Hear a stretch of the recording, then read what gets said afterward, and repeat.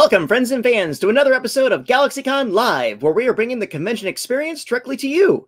And today we'll be visiting the world of Fari Taru with 5 members of its English language cast, and now is the time for all of you in our chat room to begin typing in your questions for them. Immediately after this session, you will have the opportunity to talk to them directly through our private chat options, as well as purchasing personalized autographs, all of which are available right now at GalaxyCon.com. So without further ado, let's bring out today's guests. First, she is an actress whose roles include Soul Eater, Angel Beats, and My Hero Academia. Today, she joins us as the voice of Wendy Marvell. Please welcome our friend, Brittney Karbowski. Hey, guys! I'm so happy to be here. Oh, it is so good to see you. Yeah, we were just joking before. I usually see you several times during the year when we could meet physically, but now we have the virtual stage here. We're so glad to finally have you on it. Yes, I'm excited to be part of this fairy tale panel. I've been looking forward to it. Love fairy tales. It's a really good group.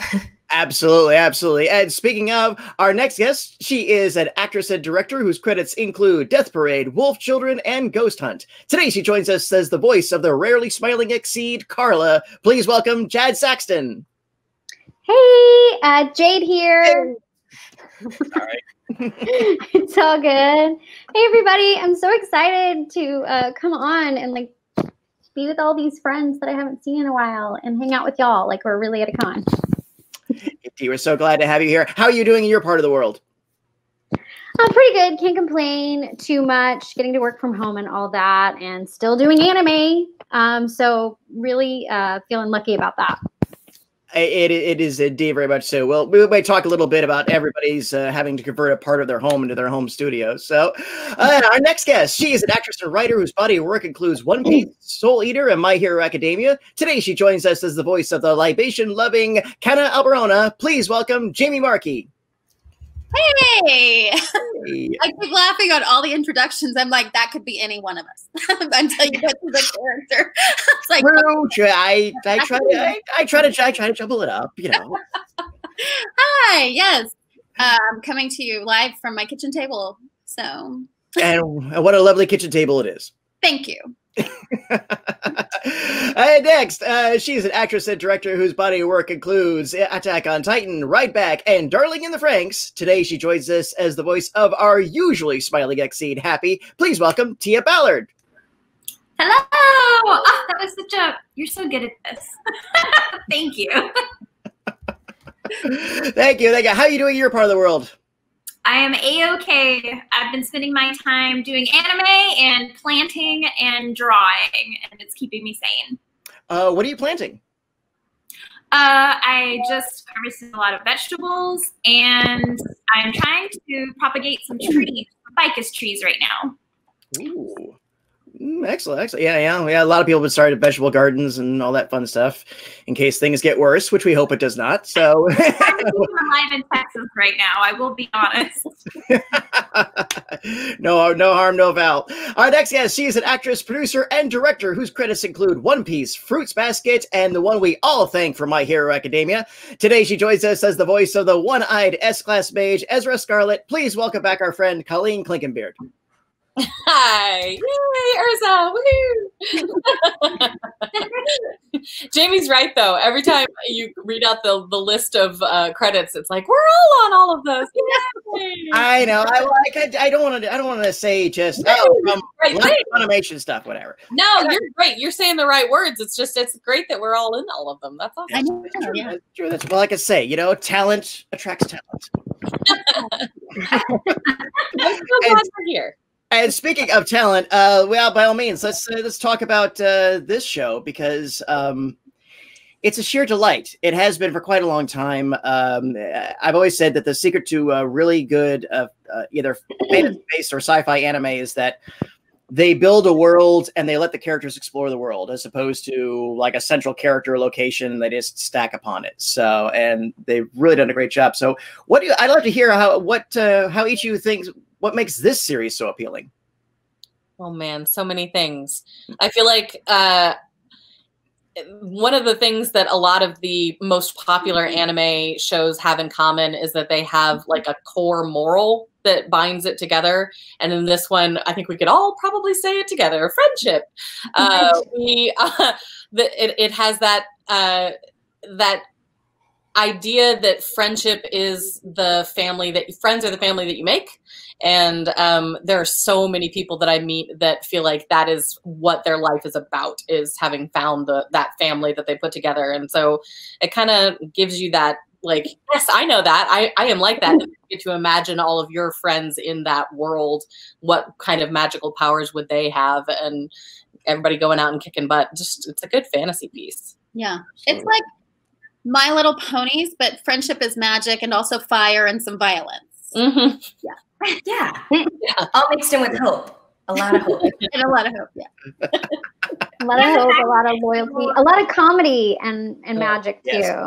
I love all of that. And the fact that it's so long running, a lot of people can say, I remember that arc, and I remember I was going through this in my personal life at the same time. And I think that's amazing to be even a small part of that. Yeah, I grew up with that kind of thing. Yeah. Yeah. And it's not just the comedy, it's the drama too. Like they'll stick in those little backstories that are like, oh my God, child slavery. Like we really dug in deep on some of that stuff. And then they still found a way to lighten it up and make it accessible and make it feel like you're a part of it. So it is epic, I'll say. And I would agree that it finds a very good balance of, again, it can raise some gravitas, but it gives it the wiggle room for humor. And the nice thing about it is neither feels forced. It doesn't feel like they reached a point of, all right, we're getting too dark. We got to have a wacky cat gag or something like that. You know, it's like, no, the humor feels natural to the situation and there's nothing into it. So absolute credit. And of course, it always helps having good voice actors and actresses to convey that. So what was the most memorable moment that you could call with each of your characters? For me, sorry. No, go ahead, Brittney. Go ahead. I got the lag. Sorry, guys. For me, I think that during the Tartaros arc, there is a part with Carla and Wendy, and not to give any spoilers away, but I actually turned sideways and asked Tyler, I was like, are they going to kill them? Like, I really thought they were, like, at this moment, and I was like, that never happens. That couldn't happen. They can't kill Wendy and Carla right now. But there's a part where Carla says, just leave me here. Just leave me here. And she says, abandoning a friend is unthinkable. And at that moment gets her dragon force and becomes this woman. And I feel like throughout the series, you got to watch Wendy be a child and grow into a woman. And that was like her shining moment. And after that, Carla's relationship with her is so much, it's so different. It mirrors an actual mother-daughter relationship to me, and that she grew up and now she just trusts her to like do her own thing. And that was that moment for me where it just became so powerful. Aw, good. It's good. Yeah, towards the end of the series, you talk about like them like almost dying. Towards the end of the series, almost every time I went in to record with Kyle, he'd be like, this is the episode Carla dies. Like every time. I think I fell for it like 3 times in a row though. Finally I was like, whatever, dude. Come on. It was towards the end, so I didn't know what drama was gonna like unfold, like what craziness would happen. But I really loved the Edalus arc where we got to meet way more of the X-Seeds. I mean, being an X-Seed myself, it was very exciting. And I got to have a lot of one-on-one time with Happy and like really soften up to him a bit more because Carla is not so soft to Happy for the majority of everything, even though he's so cute. But I really love that. Like we got to see like some really deep emotional sides and some backstories with Happy's parents and meet a lot of other cool looking cat people, which I love. Yeah. I was really impressed at the amount of variety because all we had to go off of was the 2 characters. And then we began to see just how deep the Exceeds universe was. And it was like, oh, wow. Okay. All right. Yeah. So. Yeah. Well, I was going to say, you know, for years with Cana, it was just go in, be drunk, have a good time, go home. Like it was great. But then when we got into her daddy issues, it really brought this whole other dimension to kind of that. I think people really connected with us because most of us have daddy issues in one way or another. And so we can relate to it and feel for her in a different way and understand why she has the struggles that she has. And also why I think she could do anything for any of her friends. But if she's fighting for herself, for her own glory, she seems to fail every time. But if she has to save everybody, she can do that like more than once.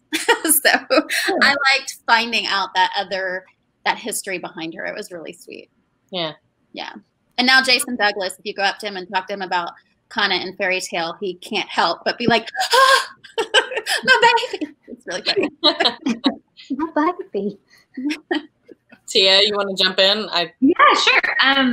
For me, it was when, gosh, it's crazy because I was reflecting the other day over Fairy Tale and how I've played Happy over a quarter of my life at this point, which is nuts. I know.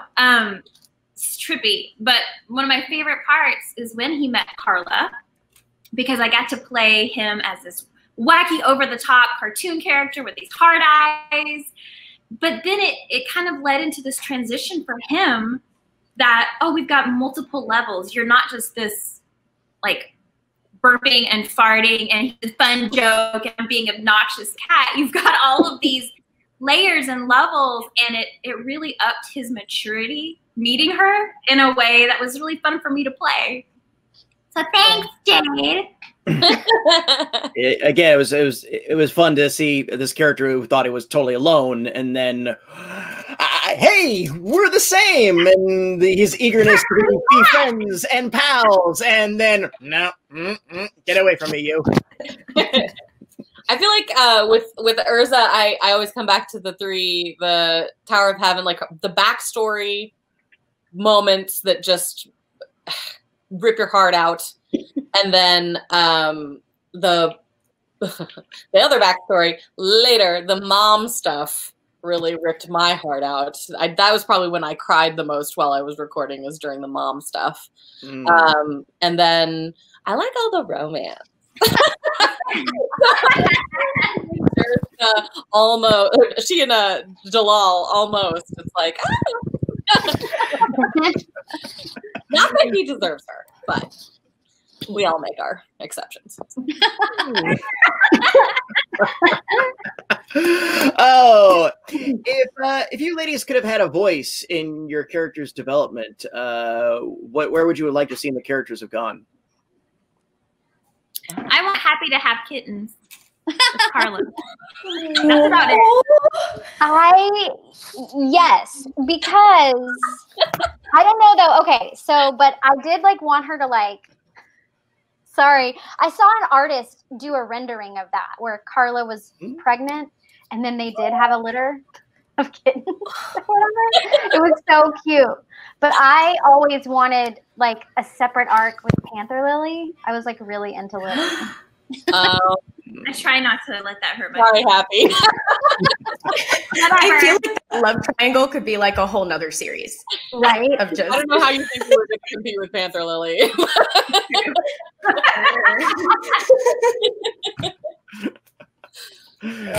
I would like to spin off beer. That was just a beer. That was a Cana beer. That would have been fun for me. She can open up her own bar. Yeah. Well, that's the spin-off. It's just Cana running a bar. There's a precedent for fantasy characters who retire from the adventuring life and open up a tavern, and then that just ends up being an egress for tons of more adventures, just usually in a city environment as opposed to in a dungeon crawl. Yeah. There you go. It's just that I want to open up a bar. I don't know, but I like the idea of just talking about it and not actually having to do anything.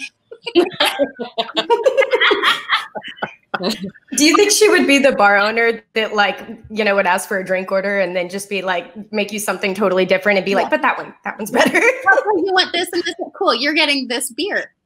That's not what I ordered. Yes, it is. This is completely off topic, but now that you've said that, I have to, like, this has nothing to do with Fairy Tale, but I have to share this. Please. One of the video game companies that we all work together, at the very beginning when they first started making one of the video games that we were in, they found out that my name was Clinkenbeard, and they liked the name so much they were gonna put a bar in the video game called the Clinkenbeard.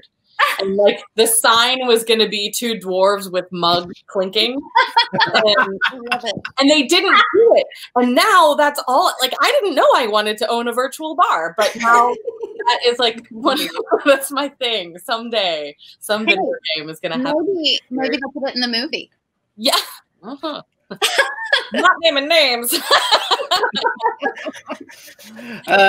Cana's Tavern, where nobody is ever cut off. I've totally forgotten what the question was. Oh, where would you have taken your character if you had a voice in the development?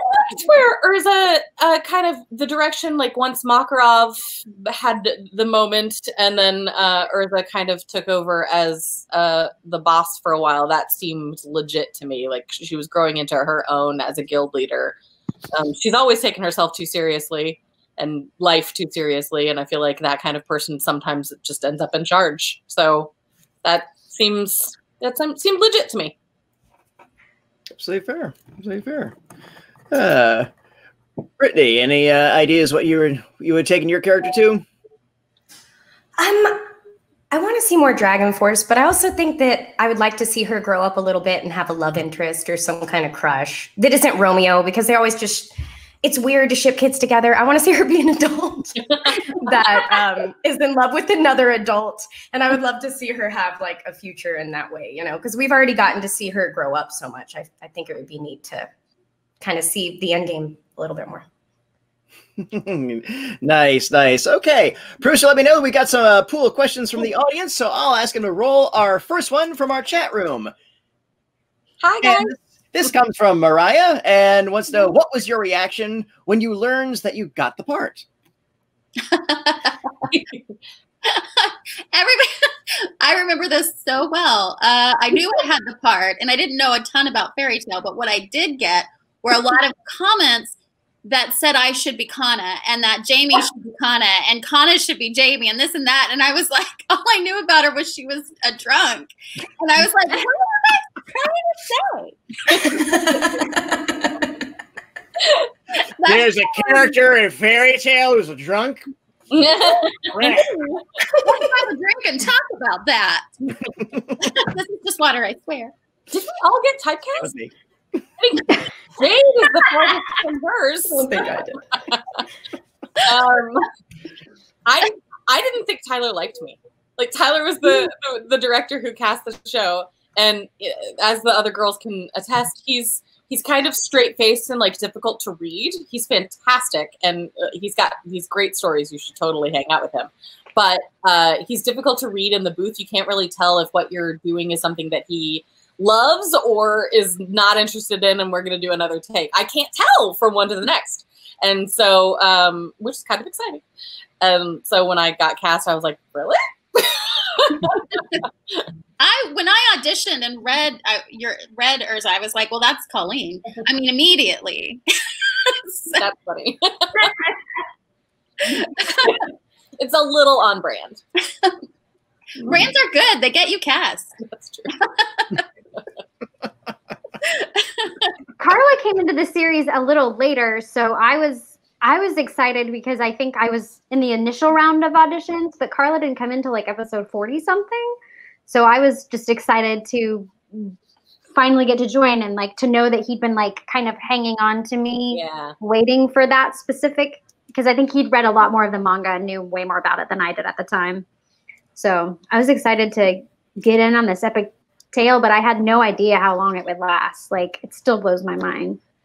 That's a hard situation to be in because like you're waiting through this long series and you don't get cast in these roles. Over and over, a role will come in and you won't get cast. And it's like, after a while, why am I not getting cast? But then to find out like you did that he had you in his back pocket for a big role that he was waiting for down the line because he didn't want to waste you on an episodic character. That's a very rewarding thing for an actress to realize that you were in the back of the mind. And you would know nothing about that at all, Colleen. Nothing at all. About selecting people and not telling them 2 years later. Oh, I read the manga. But you were so fresh when you got cast, weren't you? You're just fresh. Oh, Urza? Yeah. When you were cast as Happy, you were pretty fresh in the industry. I was terrified. A lot of my early roles, I could almost hear my knees banging together. I was so scared. And it was like, oh, this is the role. They find out don't know what I'm doing. And I can hear, like, if you listen to Happy early on, I can hear my progression as an actress and confidence, which is really, really fun and a little frustrating. Looking back at your old stuff, you're like, man. But to Colleen's point, it's really frustrating as a director too, if you're casting the show and you're like, I've got this set aside for this one actor, and then the character comes in and then they leave and that's it. I've had so many things that I've saved for certain actors, and it's just like the character is a peekaboo role, and it's like, oh, okay. I thought that was going to be a bigger role. Yeah. Yeah. Very nice. Oh, all right. When I figured out I was playing Happy, Tyler had messaged me on Facebook Messenger to ask if I wanted to play a little blue cat, and I believe it was near Christmas. So it felt like a Christmas present, which was pretty cool. I love it. Awesome. Any other takers? Brittney? I auditioned for Wendy in my closet, as I did back in the day for these things. And I was really surprised to get cast. I was super excited. Something that was really fun was when I went in to record, Tyler was like, was that your cat? And apparently my cat's like, I thought that I couldn't hear it in the take, but you can hear my cat. Like when they heard it, you could hear it. Because whenever I was screaming my Sky Dragon roars, my cat was really into it and just was like, meow, and the whole background is just like in the middle of my roars. Like, I heard your cat. Carla, which was totally appropriate for Wendy. Right? So you got the job from the closet, and now we're all recording back in the closet. Yes. Bye. Very true. Mariah, thank you. That was a great question. Let's see what we have next from Brandon. Which blooper was your favorite to record on the last season of Fairy Tale? I don't remember any. Tell you what, any blooper at all that is memorable to you, and you can go outside of Fairy Tale if you want. I remember recording a lot of bloopers as Happy and then asking him not to use them. I didn't know they were going to be used anywhere. So I was like, please pretend that never happened. So any of mine. Kyle would do this fun thing where he would beep things out, like where it wasn't, you weren't saying anything bad and it wasn't an actual blooper, but it was where he put the beep where it sounded like a blooper. Yeah. You know, so he would make things maybe sound like other things. But yeah, those were very fun. He had a few of those where it sounds like Wendy's saying something bad, but really she wasn't. She was just one time Wendy did say something bad just as a bomb to me, which is, I think a bomb is different than a blooper. I don't know. We don't really do too many bloopers on purpose, at least. No, accidentally all the time. There's just so many that it's hard to remember. Yeah. A lot of them end up just turning into swear words, depending upon who you are. And I remember we were doing Hitalia way back, and I had given up swearing for Lent. And so I had all of these ridiculous faux swears that I was saying whenever I'd mess up. And so then I was at a convention, and we were watching a clip of the show on YouTube, and they played the clip, but what they played were the bloopers. They didn't play the actual clip from the show, and it's mostly me saying ridiculous things because everybody else was just swearing. One of the friends fudge a duck. I said that, and I get people asking me now to say fudge a duck, like quote. That's what I remember the most because of its aftershock. Absolutely fair. Brandon, thank you. What do we have next? From Christy. What other fandom do you think would be cool to have a crossover with Fairy Tale? I have always wanted a One Piece crossover. It's two epic anime series that everybody knows and loves, and they have these like really memorable characters with very distinct personalities. And if you put all of the Fairy Tail Guild on the Straw Hat, in the Straw Hat crew for just like an episode where they're trying to solve something, they're on a mission for the guild, and so they're on the Sunny just for one mission. I think that would be super fun. I think that I'm lean on that one. I was thinking One Piece as soon as you said it. Luffy and Urza would hate each other. I don't actually know that. I can't speak for either of them. But yeah, and they wouldn't actually hate each other, but I think that Luffy would think Urza was awesome and Urza would think Luffy was very annoying. Never following the rules. I mean, if you stick with the friendship thing, why not just do the My Little Pony fairy tale crossover? Fun! Right? That would be adorable. I would love that. I vote that. That would be super fun. I think a Soul Eater crossover would be insane. It would be it would be so entertaining because none of the characters would understand each other at all. Yeah. So I don't know. It's like, it was just, I don't know. The conflict would be like a soap opera. I think Liz and Cana would get along very well from that. Yeah. What if you do like a fairy tale crossover with something completely not on brand, like something like a dark mech show, like an Evangelion crossover? Pretty good. I like that too. Like Gurren Lagann or something. That would be neat. Yeah. Go old school of Macross, something insane like that. Yes. Christy, thank you. That was a great one. What do we have next? From Jen. What fandoms did you enjoy growing up that shaped you into who you are today? And I'll say when we get in this question before, fandoms can include sports, can include any type of sort of a pastime that whatever passion you may have had and continue to have. Well, I'll say I come from, and I say this all the time, I come from a long line of nerds. My brother is named Jean-Luc, and my parents met playing Dungeons and Dragons. So there was really no other option for me. It's in your DNA, isn't it? My DNA, yeah. This is where you belong. Yeah. Wow. So yeah, I would say that, yeah. I grew up watching She-Ra, and I would love to say that crafted my desire to be a voice actress, but in no way did it. I didn't really acknowledge voice acting as a career until I was in college, and one of my professors was like, "That's what you're going to do," and I was like, "That's not what I'm going to do."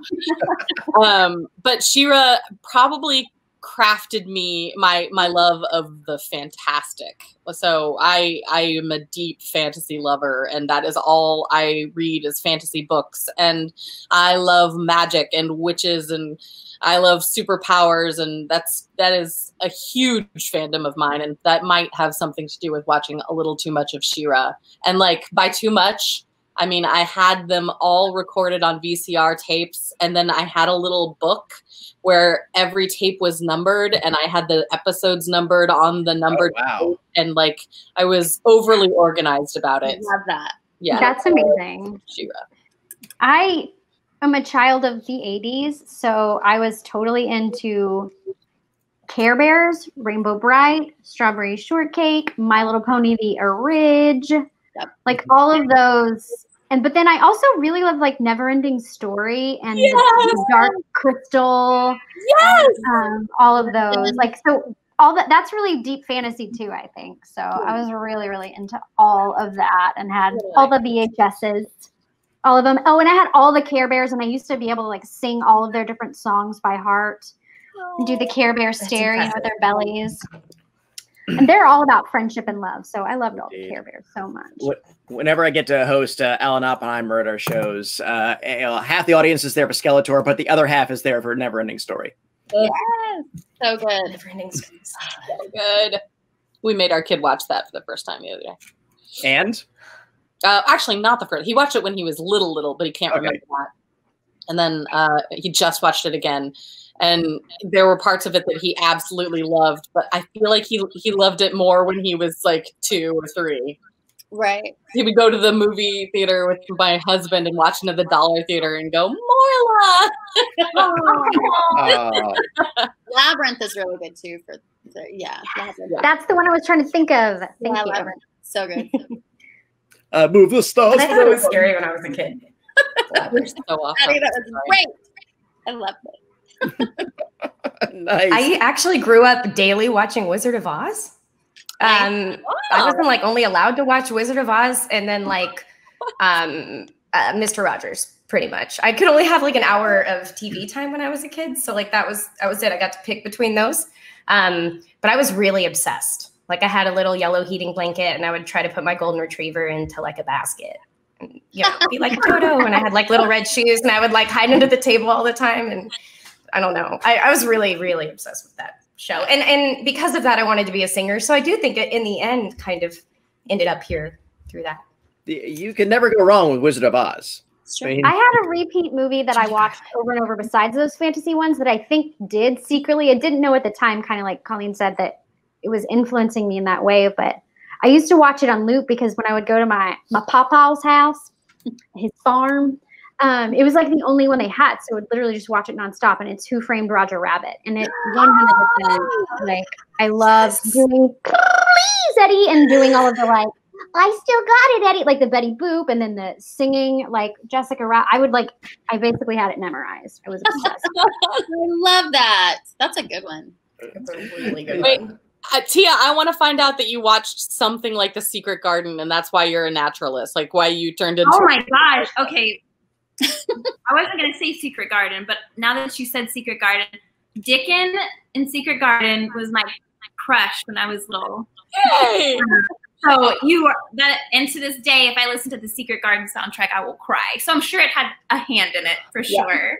So weird that you, for me, growing up, I'm still a nerd about today. So I didn't know it was being a nerd until I got into this industry and I realized I am. But Mario Brothers are huge. Were huge for me growing up. They're huge for me now. I love it. I'm just now, for the first time, getting into fantasy stuff. So I binged the Dark Crystal series and things like that. And I'm opening myself up in a way that I never have to that genre. So it's all new for me, which is cool. We'll be sending you a list. Yeah. Okay, do it. Please do, because I'm finding a deep love for it. For me, the Nicktoons growing up, I was there for every episode of Ren and Stimpy. Every time, Snick, Snout, was it Snick? Like, guys, you're like my age, a lot of you. We're not. Not me. Don't forget it. You're actually. Well, there was Nick at Night. I think I'm talking about like Nickelodeon on Saturday night was like Snick. I believe you are correct. Oh, okay. And then on Sunday morning, you would get all the new Nicktoons, and I was there for it. And when I saw Toy Story for the first time when I was 9, that kind of got me on the path that I am on now, because it was the first time in my life I really made the connection of like Woody's jealous of Buzz because he's new. And around that time I got a new stepsister. So I had those same feelings of I'm being replaced. I'm envious. I'm this. And I made that connection, felt really close to that character. And I love it. And that's my favorite part of storytelling in general. So awesome. Thank you. And thank you, Jan. That was a great question. Yeah. What do we have next? From Sammy. What personal connection do you feel to your character? I mean, she's me. I'm her. I feel completely connected to Urza in all of the ways. She takes things too seriously. She is the last to be silly and frequently feels like other people are too silly. And tends to take charge a little bit, maybe too much. But has an honor code. Like I will definitely defend this. This is the way it should be. She is me. I am her. Fair. I definitely connect with the fierce friendship and loyalty that Carla has with Wendy.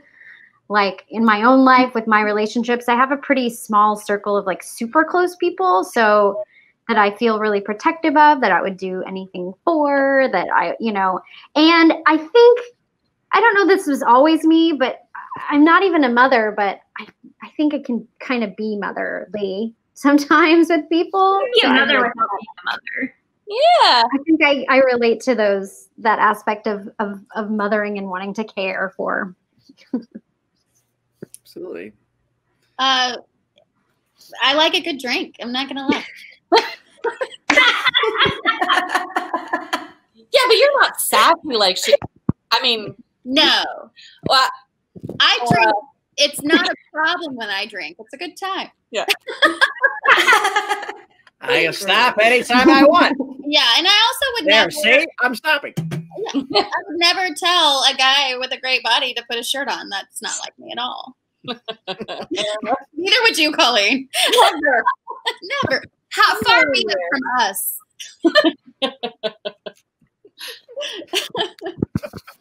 Gosh.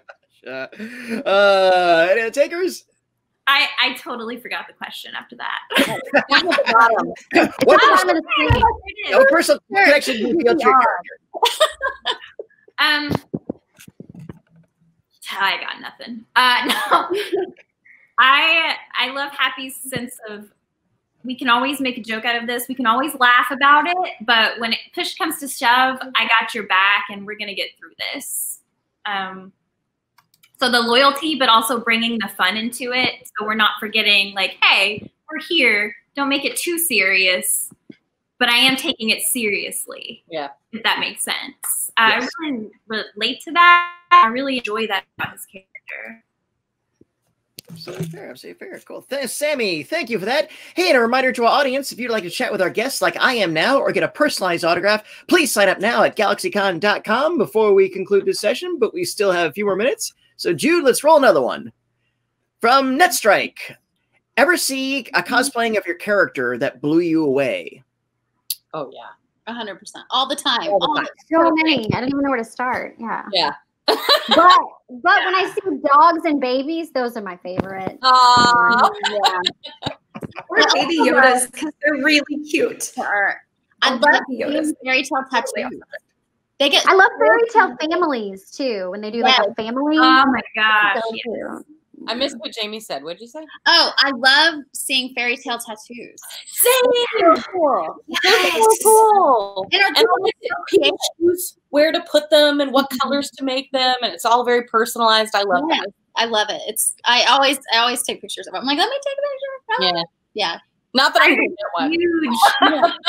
But I have Affinity I for like other people's. Because ouch, but I have a Out- huge affinity for kids. Anyone 10 and under, Mhm. I'm just like, Yep. please. please come show me your In the child. most innocent way, please let me see your child. Yes.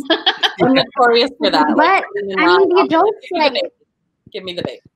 I know, but the adults I'm always blown away because I can't even sew a button, and like sometimes these people come and it's not just like they've sewn a costume, they've like molded it with like I mean, it's like chemistry. What? I don't understand it. It's amazing. doesn't it make you? It's one of my favorite parts of cons.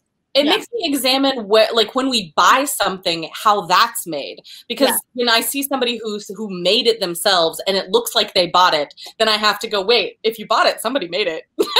So on TikTok, I follow so many costumers and cosplayers that show how they make stuff. There's one guy I follow who just makes glorious hats, and I cannot get enough of it. But, yeah, I like the whole. I think too. Several of us have theater backgrounds, and knowing that costume construction thing. I mean, a lot of us had to have those classes. So just knowing how it works and knowing how hard it is to then watch people put it together and make it just perfect or their spin on it. I love that too. Yeah. Which do you prefer? Anybody that cosplays anything that we do, we're just like, this is the best thing ever. Like, it's so good. Which do you prefer? Do you guys like the cosplay that looks just like it does in the cartoon, or do you like the cosplay that's like, this is what it would look like in real life? real life. I think those are so interesting and unique. And in real life too, every person kind of puts a little bit of themselves in it. So it's kind of a mash of the character and the person that's creating it, which is really interesting. Yeah. That said, I've seen a lot of paper wigs that are super cool. Yes. Yeah, it's so cool. I love it, but I love it all. Like, you know, at the end of the day, we have a job where people dress like characters we voice. Yeah. Okay. There have been 2 Urzas that I had to, like, somebody came up and asked me, and we had to wait until I had time for me to leave my table and go out of the dealer's room to go downstairs because the Urza wasn't going to fit into the dealer's room because of the wings or whatever. They crafted this thing to move through the convention because it's so big, and they just become like a living statue where they stand in place. Yeah. And that sounds, it's like, as someone who I don't know if any of y'all ever had to do this, but I've had to do gigs as an actor where you're just kind of like that, a living statue of some sort or another. And it's painful. So like, I remember one time I had to be this like mermaid queen and they like airbrushed me and I looked really cool, but I had this like Vegas style headpiece and these shoes and things. Like someone had to hold my hand for me to walk, and like afterwards I was in pain for like 2 days because of how much weight was on my neck. So I can't imagine like these cosplayers are like they're in pain for their art or whatever. Have you ever seen anyone do come to your table as a mashup of your characters? For sure. Yeah. That's always awesome too. Yeah, and mashups are always fun. I always said that's the new frontier, taking the 2 things and throwing them together. Yeah. So. Yeah.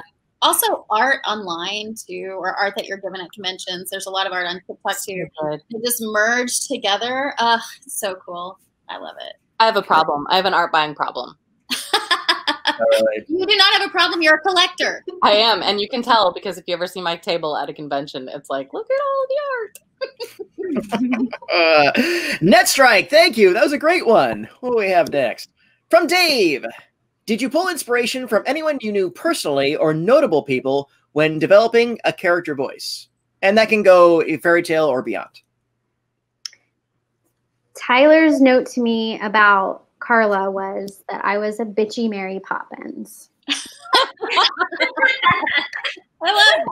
That's where that came from. Slightly less British, though, slightly less British. That's what that's who she is. The foundation for several voices I do, including Mount Lady from My Hero, is Samantha from Sex and the City. I love that. Yeah.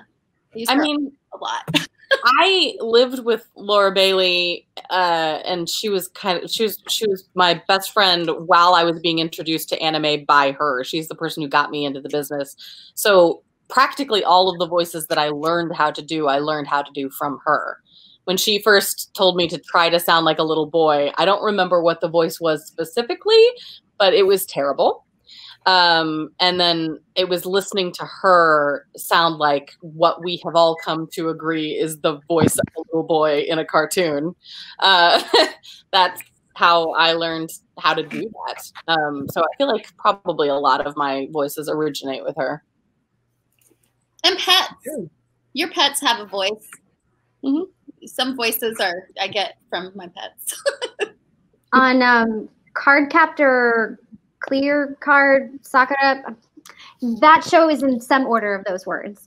I played a bunny rabbit named Momo, and I was trying to like figure out the voice. It's like a tiny bunny, and finally at one point, and Caitlin Glass directs that. At one point, I was like, I think I'm just doing like a really high Marilyn Monroe impression, and she was like, oh, Marilyn Momo.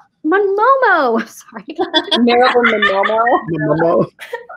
So that's what we started calling that. So I was doing a little Marilyn Monroe impression. Nothing wrong with that. Cool. Any other takers? All right, Dave. Thank you. Great question. Well, I was about to say, there's a lag too, so you have to wait like a full 2 minutes before you know if they're answering. That's true. Did anybody else want to chime in? I believe in stealing voices. Yeah, me too. 100%. Any sound you hear, steal it, collect it, put it in a little box. Don't let anybody hear it until you're done working on it. Nobody owns that portion of your voice. That's right. And you know, it's kind of funny. I think it's a voice actor thing that if you hear someone who has an interesting voice, you immediately start to make those sounds and kind of put together how that voice is happening, whether it's TV or in real life. And you're just like on the side, like, no. Especially accents. Oh yeah, for sure. Or like voices that are placed in really weird places, like those super nasally, like, well, how did you get that far up into your nose voice? Or whatever the other version of that is, deep in your throat, I guess. Oh my gosh, the one thing I cannot do that I wish I would like pay money to be able to do it is when you talk, but it's all spitty sounding. Everybody can do it for me. Do what? Like Sylvester? I can't do it to mimic it. It's just like the stereotypical nerdy voice that's not in the nose. That's just kind of a floppy in your mouth thing. That's thing. Like they're wearing a big retainer or something. Oh, like the retainer. Yeah. I can't do it. It breaks my heart. I think it's so cool. Sunny can do so many of those things. Sunny Straight is fantastic at that. I will say though that Brittney, I've said this to you before, but I had like a really big voice crush on Brittney for like a really long time because she has this like natural, beautiful rasp that like, I can't do that. I can't do that like natural sound. I don't even know if I could fake it, but I love it. It's so good. Yeah. Aww. That's great for commercial work too, right? Because they always ask for like the cool mom or whatever. What they mean is that natural rasp, and anybody with a pure sounding voice, which I guess, Jade, you and me, it's like, well, I can't do that. I just sound like I'm reading copy. Yeah. Or I sound like I'm really hungover and tired. Like I'm trying, like it just sounds like vocal fry. Vocal fry, yeah. I've been trying to do like commercial, like I'm always repeating radio commercials because I'm trying to get that vocal fry commercial sound, but like I want to, like those are the ones I'm like, I've been constantly turning up the radio, whenever the commercials come on and everybody else turns them down, I turn them up. I'm like trying to just out loud, just mimicking it, like trying to, get those, work on them chops and stuff. So. But yeah, I totally feel that. I always, when I hear something really amazing, I'm like, oh my gosh, there's a few too where I'm like, that must be Erica. I think that's Erica because that sounds really like, I just sounds just like her. It must be her. But yeah. Dave, thank you. That was a great question. And GalaxyCon viewers, this has been my time with a cast of Fairy Tale, but it does not have to be yours. If you'd like to chat with our guests like I have or get a personalized autograph, please head over to GalaxyCon.com. And while you're there, be sure to check out our schedule of upcoming events just like this one. Ladies, any final words for our audience before we go? We think you guys are super cool. Thank you. Thank you for tuning in and stay safe. We love you. Yeah. Yes. Absolutely. Ladies, I have enjoyed being Bosley to your Charlie's Angels, and we hope to have you back someday at our live shows in front of your fans. And until mid-time, it's been a pleasure to have you on the GalaxyCon virtual stage. Thank you all. Thank you to our audience. Thank you for those great questions. We hope to see you again tomorrow, July 20th for Rock Around the Ring, and Tuesday for GalaxyCon Talks Comics. Bye-bye, everyone. Take care, and please keep washing those hands.